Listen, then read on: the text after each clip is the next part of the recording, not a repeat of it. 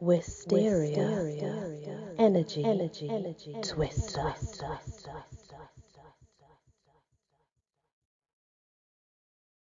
Hello everyone, welcome back to my channel and to the world of spirits.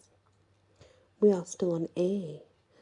The next one is Alala. It's Greek. Alala is the goddess of the battle cry. Her father is Polymos, a Greek war spirit. Father and daughter travel in Ares' entourage. The name Malala is a sound of the battle cry.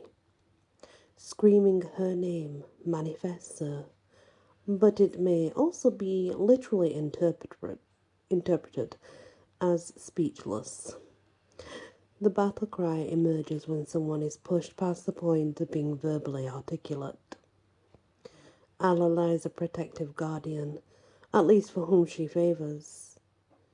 She likes to haunt old battlegrounds and may be found there.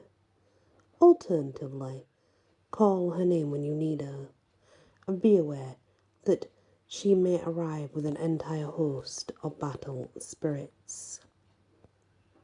You can hear Alala in the television series Xena, Warrior Princess, where her name is Xena's battle cry. The next spirit is Alastor, meaning avenger. Also, its origin is Greek. When is a blood feud sated?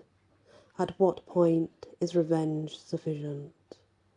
Alastor might say, never. Alastor may be an individual spirit of vengeance, or a class of avenging spirits. The term is sometimes used as an epithet for deities like Zeus and Nemesis, in their roles as purveyors of justice. What began as justice spirits evolved into feared spirits of questionable intent, associated with vendettas and blood feuds. Alastor's revenge isn't just any revenge. It's bloody, scary, out of control, raging revenge. Euripides' Cassandra threatens Agamemnon by claiming the powers of an Alastor. And as she is a shaman, this may be no idle threat. Alastor is identified with the concept of children paying for the sins of their fathers, a common theme in Greek mythology. Although theoretically, Alastor is a justice spirit, and Alastor is also a feared, possessing spirit that relentlessly drives its host to seek vengeance. This spirit may enjoy the bloodshed. The clue is in that the host displays obsessions and feels compelled to do what he or she does, not wish to do or knows it wrong. Psychic disharmony caused by the trauma of the original crime renders the individual vulnerable to the Alastor.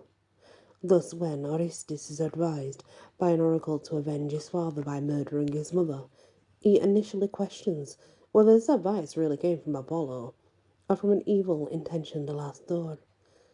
By the Middle Ages, Alastor was identified as a demon or a class of demons. The next spirit is Alberish, and it's Frankish. Alberish's history and identity are mysterious and befitting someone with his possible family connections. His name means elf ruler or elf king. If you remember, we have done about him as an elf king or an elf leader, but is absolutely in the Book of Spirits as a spirit also. So the next is the Queen who wards off evil. Now she has different names. Alcyone with an A, Halcyon with an H, and Alcyone. But she's Greek. The official story. Alcyone is the daughter of Aeolus, but not one of the daughters who married a brother and lived happily ever after. Instead, Alcyone married Say, son of Hesperus, and went to live with him in his kingdom in Thessaly. Passionately in love, they were so happy in their ideal marriage that they compared themselves to Zeus and Hera. You'd think Zeus would be honoured by this compliment, but instead he felt threatened, and his rage was invoked.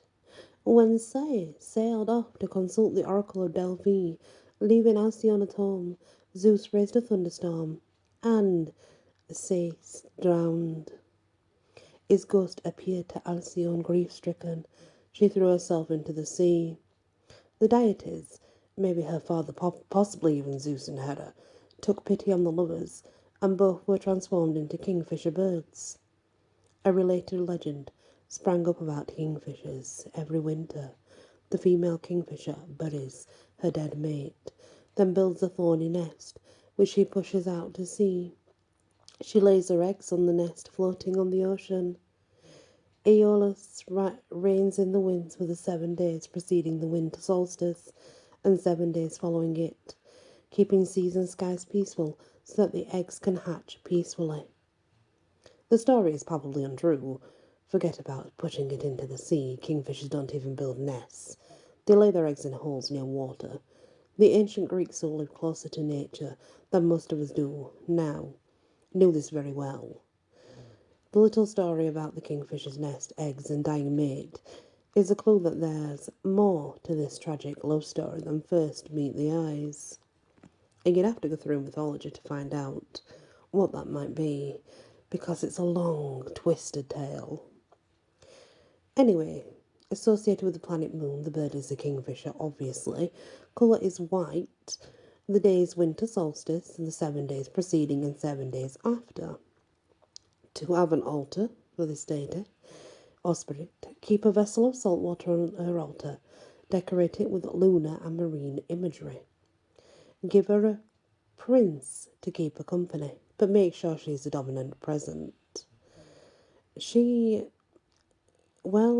Days English enamel box, something like that.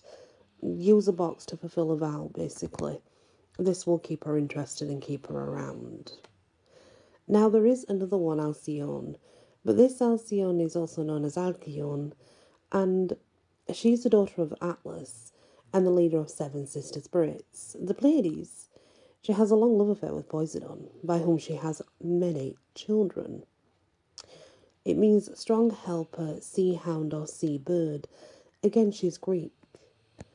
Her name is assigned the brightest of the Pleiades, a cluster of stars in the constellation Taurus, and her colour is blue. The next is Alicanto. Alicanto is from South America. The Alicanto, magical nocturnal bird, looks nondescript in daylight, but at night golden light gleams from its wings. Its luminous eyes are like lasers, apparently. The Alicanto is a beacon in the darkness. Miners and gold prospectors long for a glimpse of the Alicanto, as it allegedly leads to treasure. According to legend, the Alicanto subsists on gold and silver. It does not fly, but runs with its arms extended. Not because it absolutely can't fly, but because its metallic diet renders it too heavy for flight. Presumably, a less well-fed Alicanto flies quite well. The standard myth is that if the Alicanto is aware of your presence, it will lead you to treasure. But also be aware that he may lead you to jagged cliffs and your doom, because the stories do vary. Sometimes they say if you are seen, it will take you to your doom. If you are not seen, it will guide you to treasure. That underestimates the Alicanto, a magic bird.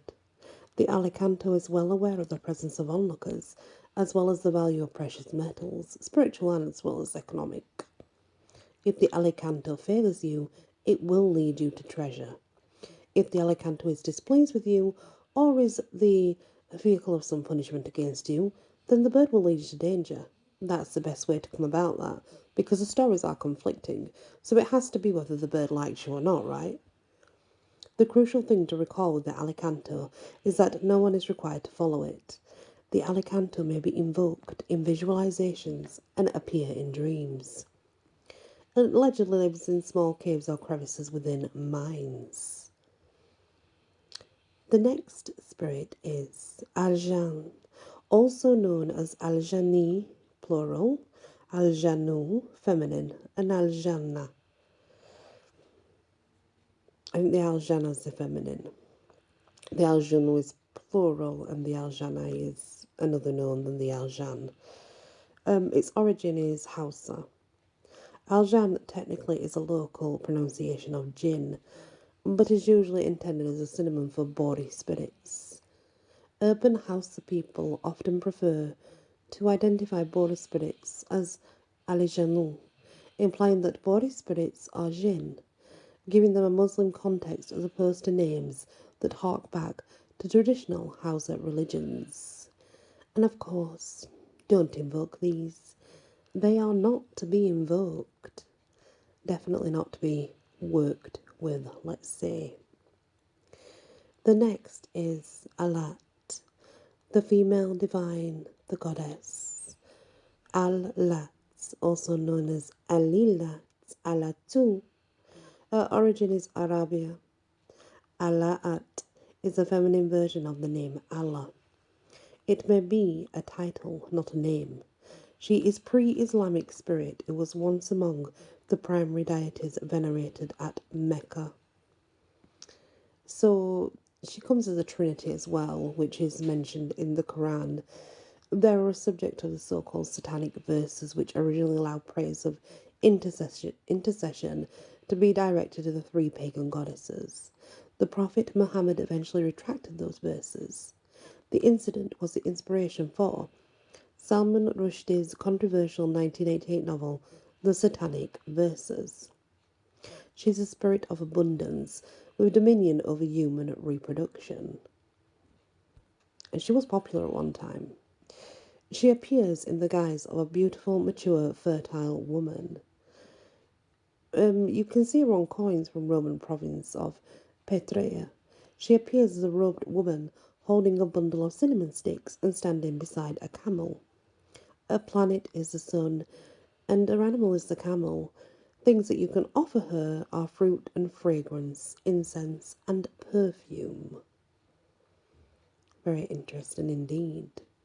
And that, my friends, is the next part of the wonderful world of spirits.